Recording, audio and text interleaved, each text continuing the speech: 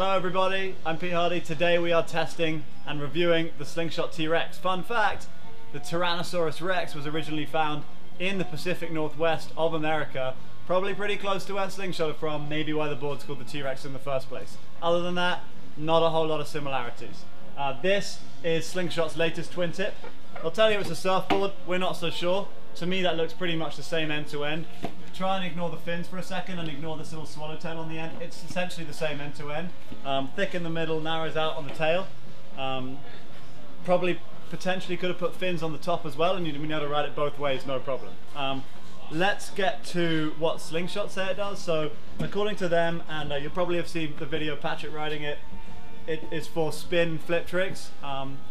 If you're very talented, there's no question you can do that stuff on it.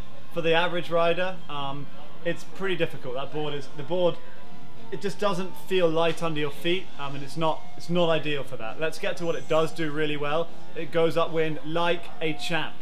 Better than that, it is the most stable directional board I've ever ridden, short of a race board. The reason is because it keeps the shape wide from the nose all the way down and into the tail. So it's a lot actually like riding a twin tip. It did feel pretty similar.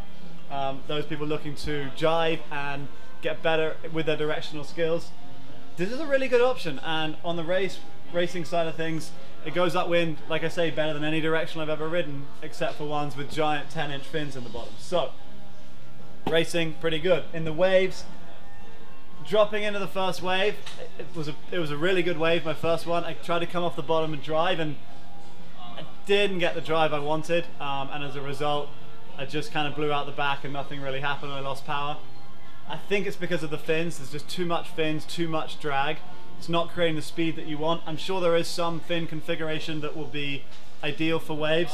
This 5-fin configuration that came stock is not the right one.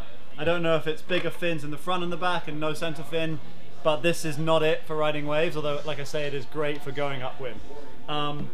So the best thing about this board, hands down, is the construction quality. The Slingshot, I've just smashed it with this. It feels really strong and really well made.